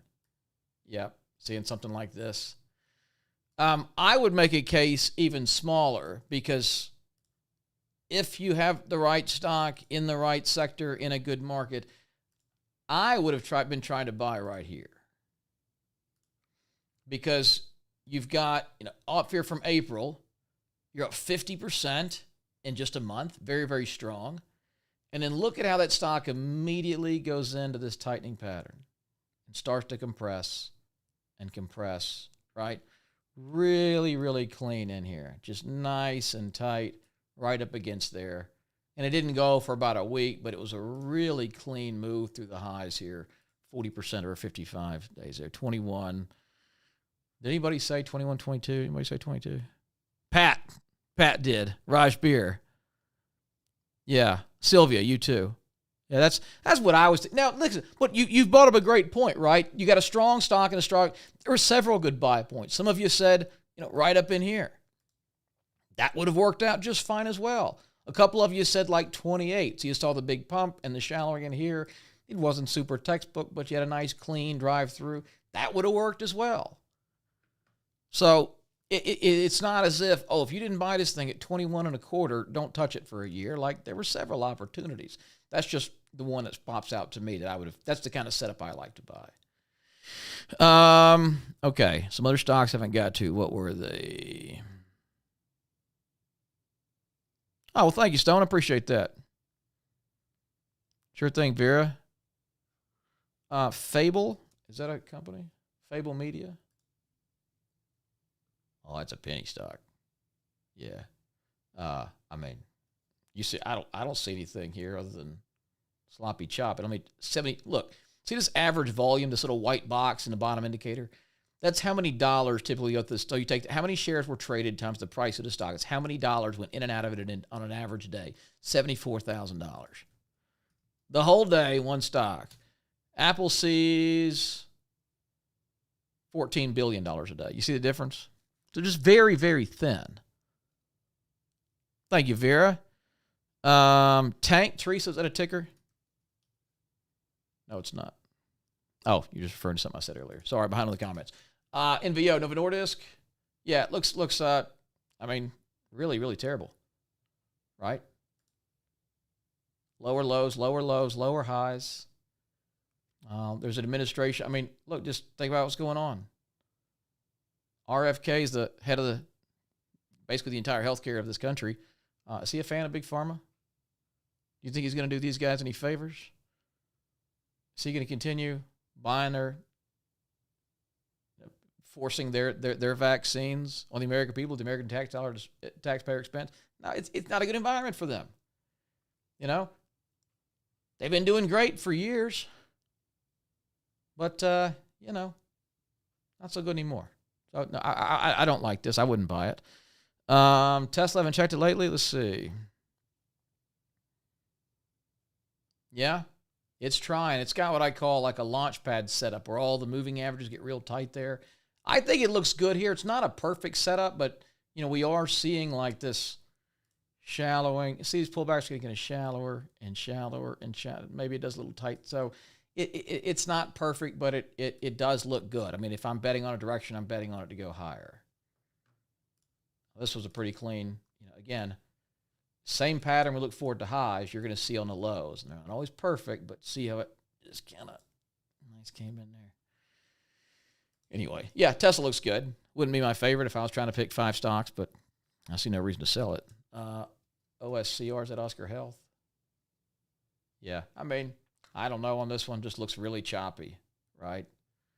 I mean, it's up 80% in a couple of days. It's down 50% the next couple of days. I just don't have a read on it. It doesn't appear to be institutionally direction. They don't seem to be institutionally bought heavily or sold. Oracle, yeah, looks great. I mean, trending, stalling a little bit at the highs, but yeah, I mean, the AI space is hot. This is a big one. TeraWulf. Yeah, it's beautiful. If y'all saw, I did a video on the opening range breakout trade where I bought this one the other day. I closed it out at the end of the day for the video, which I wish I still had it. But yeah, what we did is, and go to my channel, you can see that video. It's called like my 5-minute, what the name of it? My 5-minute trading strategy, super simple or something. But it looks for stocks that are like making a big gap up moves. This one's up 20% overnight. And you just sort of bracket around the opening 5 minutes, let it trade and settle. And then if it breaks the high, you buy it with a stop loss on the other side. And, you know, this one, well, what would we be up now on this one? Let's see. I might still have it. I think I sold it, though. 45% in 5 days. Yeah, it's exactly what we're trying to do. Get a hold of the runners. Risk 6-7%. You're up 45. That's a hell of a run.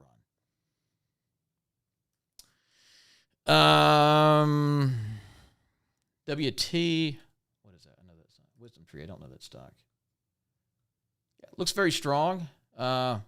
Mutual funds, $2 billion.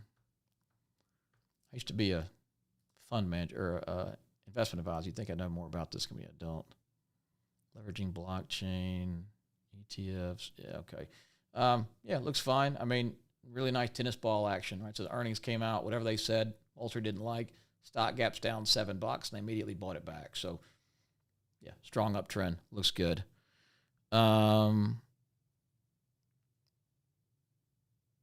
Totally, yeah. Philippe, you're with me. How far back am I on these comments? Let's see. Look, did my mouse die? That's not good. Get another one.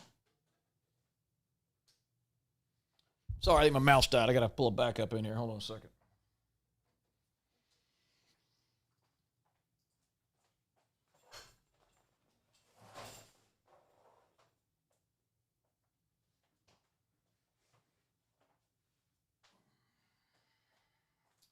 Where's that thing? There it is.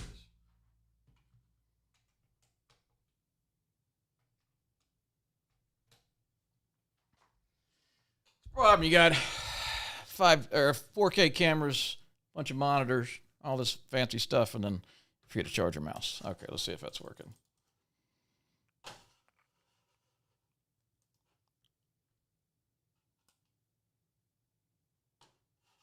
There we go. All right, back in business. Okay, other what did I miss here? Let me get to the comments. PBTA, Ford. Yeah, this looks really good. Pretty gappy. Is this a foreign stock? Is it headquartered somewhere else? No, Boise. Okay, just really gappy. But yeah, it's trending up. It's the pullback's getting shallower. It's definitely consolidating. Not ideal, but looks good. Okay, let's start. Adobe. No, wouldn't be my favorite. Market's at all-time highs. This stock's been cut in half and going lower. Not the kind of divergence I want. A rising tide should lift all ships. If your stock is trending lower in one of the strongest bull markets in years, something's wrong and nobody wants your stock. Because people are buying everything right now except your stock. That's a problem. Rigetti looks great. This has kind of been the leading, what is proving to be the leading name in the quantum computing space. You can see that perfect pattern here off the lows. And this is a great example of why that stop loss works so well, because if you bought, let's say you bought this first one here and you were early and it didn't break out, well, again, your stop loss would have been the last swing low, which is right there. So even though you were early, it didn't hit your stop, then it did end up running. Came back and retested the breakout area pretty much to the penny, bounced right off of there. So you'll see this a lot. What was resistance becomes support and vice versa. All right, let's rapid fire some of these. KTOS, beautiful, awesome trend, heading higher. Ride this thing as long as it'll run. Denison Mines. Yeah, Denison, I mean, I still like it. It had a nice tennis ball recovery. Thought we'd go higher. It is pulling back again. It's possible you get a retest. I would not let this thing go below 190 because you see it broke out. It retested the breakout area, bounced nicely, and just didn't follow through. And the fact that there's no follow through is a bit worrisome. There may be more supply than I thought over in here. So still looks good, still bullish. It's still above the breakout area, but my conviction is fading. Solar Edge. Sell Solar Edge. I mean, it's hitting that supply zone, but I think it looks good. Had a nice big up day yesterday, or on Friday, 17%. It's, kind of absorbing that so far, the first hour of the market today, but no, I don't see any reason to sell. I think it looks good, other than maybe trimming and taking some profits on it if you're long it. App 11, APP. Yeah, look, it's good. I don't see a great pattern that I'm in love with here. It's just a little choppy, right? I mean, it just makes some kind of wild swings. Now over here, it looked a lot better. You had, this is a great example of that pattern. So, I've drawn this out. We were looking at this before. But like here, 2023, 2024, see, it was like deep, not shallow, and then, whoops. Sorry, this new mouse is a little touchy. One quite shallow, one, and then boom, there it starts to shallow and come in and tighten up. Really nice breakout through 45, rips to 80 in short order.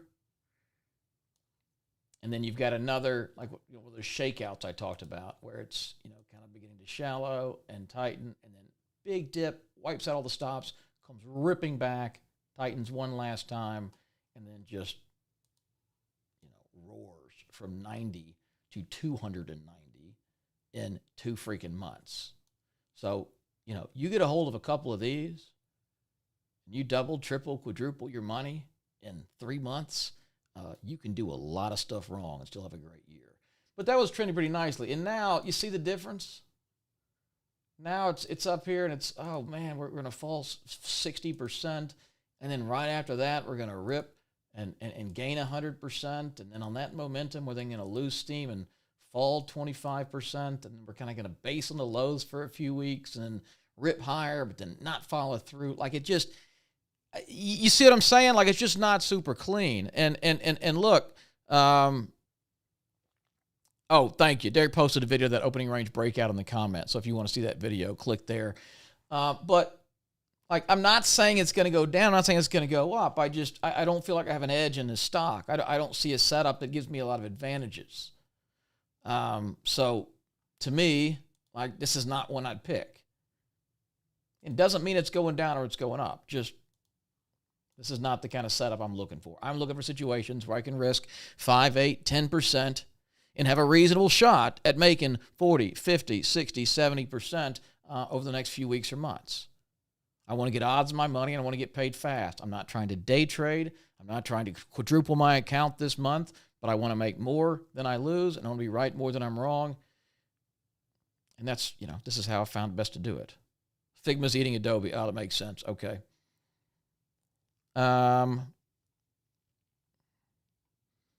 We did look at Robinhood. My $9 calls on Wolf are killing it. Robert, my man, you did get those calls, didn't you? I forgot. Yeah, it's what we did in our live session on Thursday. I forgot. I remember you bought the calls. How much are you up on those, Robert? You don't have to tell the money if you don't want to, but at least give us the percentage. Let these people know what they can do. LDI. Yeah, looks good. Loan Depot. This is the right spot, right? If we got a housing boom they're betting on, you can see the nice consolidation off the lows. This is really textbook action here. I mean, big, stock was trending lower. You don't try to catch a falling knife. You don't jump in front of something getting murdered. You just sit back and watch the carnage and wait for good times. Remember, we're not marrying these stocks. We're just dating them, okay?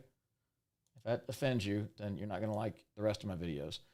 But see this nice shallowing consolidation in there, clear as day, breaks out, up, one retest at a breakout area, and then bouncing. So you had all this supply in here. These people got out at a small profit. It looks really, really good. I like this a lot. Yeah, really nice.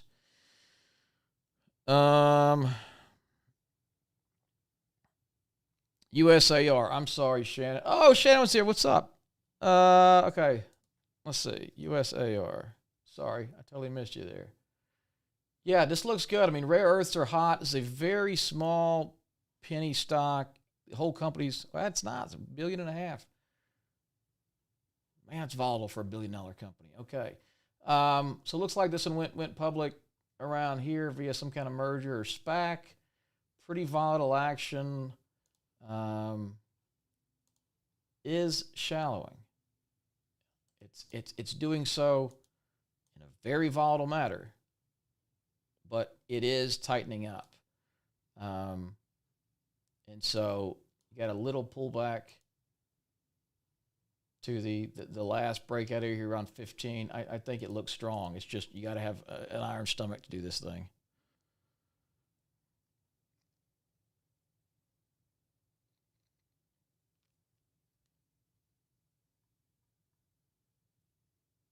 Okay.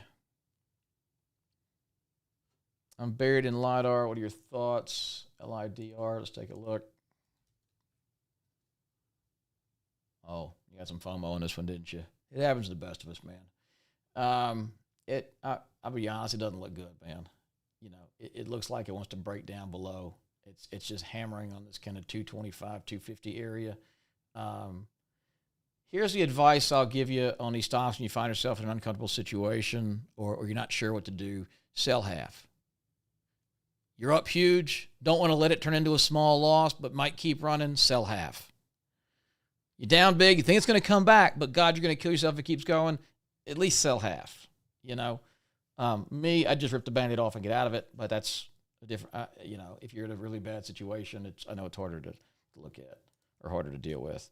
MDXG, Medics. Yeah, it looks good. It might be a little early, but it looks like it wants to run. You can see it down here off the lows, putting in this shallowing pattern, right? It's tightening up. It's kind of coiling up like a spring. I think it wants to go. It tried here on earnings, just wasn't ready, but notice it came right back into formation. It's been tightening up for a couple of weeks. Yeah, I think it looks like it wants to break out. I'd be buying on a move above 7.5. Is that Viking, VKTX? Yeah. Yeah, Viking looks great. Very similar. Nice rounded bottom here off the lows in a good uptrend. You see a big uptick in volume. Looks great. Pony. This was a nice little high tight flag breakout. Now kind of forming this flat base in here. Is beginning to wedge, kind of consolidate a bit, right? I think it looks really good. Just want to break out. The only thing I don't like is you've got all the supply here from May. And so if it does break out through here, good chance it will at least stall right around this area. So if I bought this thing in a breakout, I'd be selling half when it got to about 19 or 20 bucks, personally. MTZ. Who's logged in here is Savage Patriot. Love that. Mastech. Don't know much about this one. Engineering instruction, so it's in the right space at the right time. Good uptrend. Nice tennis ball bounce here. So big 8%, 10% drop on earnings. Comes right ripping back. That's what you want to see. And just think about what played out here. Maybe y'all are used to candles. Gaps down to here. Sells off even further. And yet by the end of the day, it has roared all the way back up 9% to close near the highs. Next day, it gaps even higher. So that's a strong reaction. That means there's still demand. There's buyers in the stock. So until that changes, it looks good. Chicken Gaming 1000. Y'all, I didn't know you could do this crazy name. It's cool. SBET, SharpLink Gaming. I don't know about this one. I mean, it's not my cup of tea. Really volatile little sucker. Let's put this in log scale, try to normalize it. What I would want to see on this stock, I don't really have a read on it right now. What I'd want to see to even to buy it would be kind of completing something like this, absorbing all this supply in here, you know. If it did that, man, this mouse is wild. If it did that, I'd consider it. Right now, I just don't have a read on it. I think it's kind of all over the place. But look, if you bought the thing at $2, I mean, you're doing great. I don't know. Well, you're long this thing, but that's if you bought it at $100, you're probably not feeling so good this morning. Deb, Coinbase, let's see. Yeah, I mean, you can see there. I mean, you'll see this. This is over and over, guys. It's rinse and repeat when you learn to do this. Follow the strongest areas. We could spend hours and hours on market health and how to, look at the net new highs and track the liquidity of the market and how the advanced decline line forecast the market and all kinds of other stuff, which we can do in other sessions. But just this, finding the right areas, buying when they consolidate and break out, it'll make you a lot of money. To me, Coinbase looks a bit long in the tooth. It's kind of doing some egg action here, right? You got your big dip where it fell 33%, and so far the buyers have been pretty tepid. Not seeing a big chunk of strength in here. A couple others open. That's one of the new meme stocks. Oh, it's on the move again. I didn't even know. Yeah. I mean, it's just meme action, so it's usually not fundamental data that makes the stock go up 800% in a week. This is probably a big short squeeze taking place at Open Door, but momentum's on your side. I'll tell you that.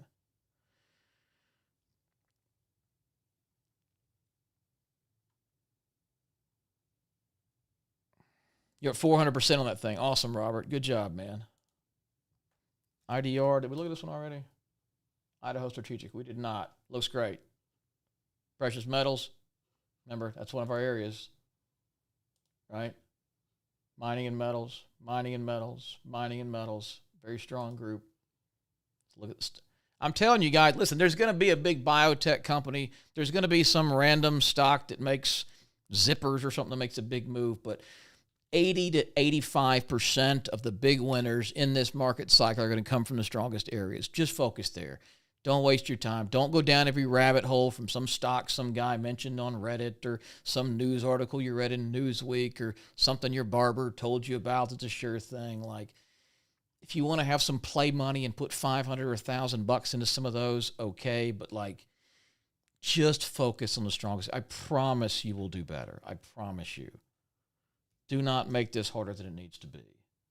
Copen, yeah, looks good. I mean, we got the breakout, pullback, bounce. So it's a bit slower moving, but I mean, not like in terms of percentages, just in terms of like how long it's taken to get going off of here. But yeah, still looks very strong.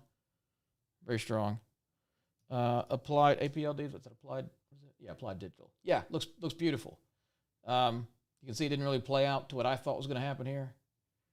This is like a really sloppy one. But again, if you're, and I'm not saying I would have bought this. I totally would not have, right? But just hindsight being what it is, you can see now how there was some of that kind of like consolidating action, you know. So very, very, very sloppy. But I mean, any stock ripping up 16% on the day to new all-time highs on, I mean, look at the volume down here. Like average daily volume is around 30 million shares. It's already traded that in the first hour and a half. So there's demand for this stock, big demand. Looks really good.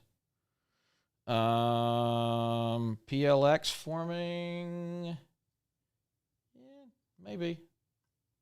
It's just, to me, it's too early to say. Like it's still in stage one, and this is as long as it's hanging out, just like down here.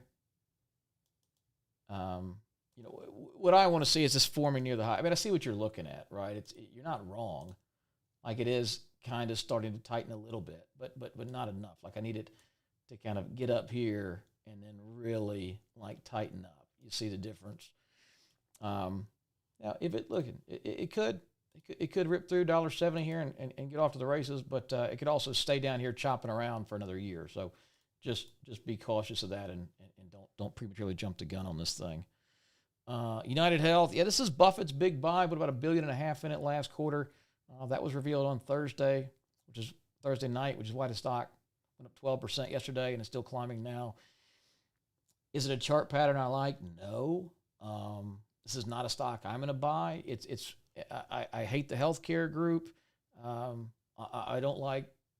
There's a million things I don't like about the stock. I don't like the chart. I don't like any of it. But if you agree with Buffett that the stock is undervalued and will appreciate over the coming 3-5 years, sure, it's a great time to buy it. Technically, absolutely not. Dennison, we looked at DFH, Dreamfinder. Yeah, looks really good. You know, it's not perfect, but it's coming off the lows. It's trending higher. It's in the right area. Yeah, Dreamfinder looks good. It's just kind of absorbing that big, what was this, 13% day last week. Clover Health, again, hate healthcare. Hate this stock even more. Not a fan. How much do I like Grayscale? Yeah, I mean it's just a Bitcoin ETF. I'm optimistic on Bitcoin, but I'm getting more and more cautious. I bought the breakout here. I sent out a video to all of our members recommending buying it. I think it's even on YouTube. You can go see it or buy it right here, like 100. Well, we did BI. We do BTI. What is it? BT. No. Whatever the Bitcoin ETF is, we did one of those. I mean, Grayscale's another one. But it just hasn't run, has it? I mean, here is the breakout here on July 10th. It's been 40 days. The buyers the demand we thought we were seeing it's not there. It's not materializing. So this is one I'd be like, stops at break even. If it touches that again, I'm out. Because historically, this is what it does. Like it did this in the last 40 days. The last time I did this, it was up 45% in 40 days. When it formed it over here, it was up 38% in 40 days. And then 125 in a couple of months. Normally it doesn't do this. So I'm quickly losing faith in Bitcoin. It's just part of the game. It's a numbers game. Primoris, yeah, Primoris is wonderful. Engineering, construction, right place, right time, big trend. It is big, strong 16% day, and it held it and is beginning creeping higher. So demand is strong, volume's up, looks great. Mars, how does ADR fit into the equation? It just lets me know if the stock's a mover or not. If I'm pulling up a stock like Walmart and it moves, 1.4% in a day on average, versus like an SMR that moves 8.5% a day on average, I can sort of set my expectations. It's all right, 1% a day on average. This is 8% a day on average. So on a good move, that means you could see a 40% week. Like, okay, I know what I'm working with. I'll stretch my stop to 12 or 13%. Right. IBIT, thank you. Yes, that's what it was. IBIT. That was the ETF we chose, and so we bought it right here, and you can see that breakout as well on this chart. Where you had this coming in, up, still getting deep, but quickly. God, this mouse sucks. Sorry.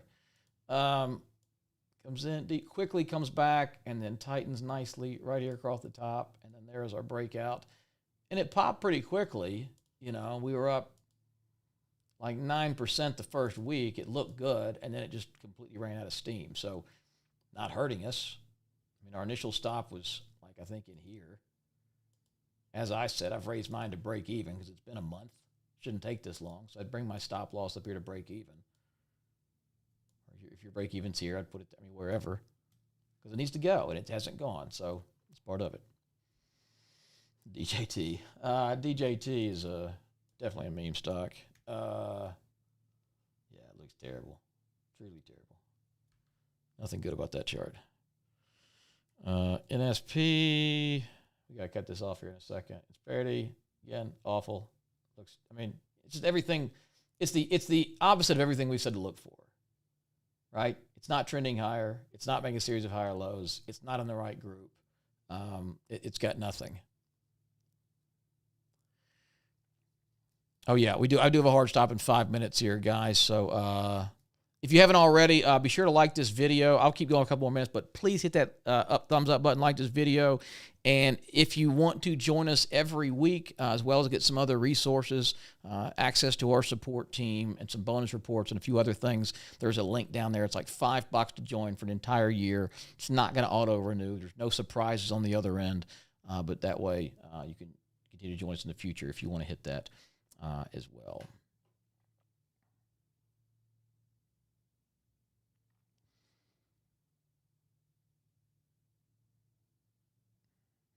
Can it somehow combine the ADR with your downloadable template so we don't exceed our indicators? Yeah, depending on what plan you have with TradingView, you may only be able to do 2 or 5 or something indicators. That's why, like, one thing I did is the moving average ribbon. So it's just one indicator. The volume is one indicator. I've got like unlimited on here because I bought the higher end plan. This ADR thing though is I didn't code it, I didn't make it, and I don't think you can make that and something completely different rolled up into one indicator, unfortunately. All right, KSS, another meme stock. These all move together. Look, Kohl's, Krispy Kreme. What was that we looked at earlier? I'm drawing a blank here. Anyway, there's like a group of these 4 meme stocks that just kind of pump and dump. This is not the kind of stuff I trade. Oh, look, you're up 90% in a week. Awesome. And then if you just follow this momentum, you're then down 40% the next 2 weeks. So it's like there's no analysis that's going to help you on any of this. It's just, kids YOLO into their mom's basement. This is Pony. We already went over this one. I think it's a bit early, but I think it could take off here. That's what I'll be looking at. It's a break above kind of that $16 range. Amphastar, MPH. Yeah. Oh, beautiful. Beautiful action. Textbook kind of fire pattern or high tight flag going on here. Yeah. I'd buy if it breaks above 30.75 for sure. This is important. Like, you get big news like this, you get a powerful 50% move in 3 weeks. You just want to see how it reacts. It's all supply and demand. If it's overcooked and too far, too fast, they're going to sell and take profits and drive it back down.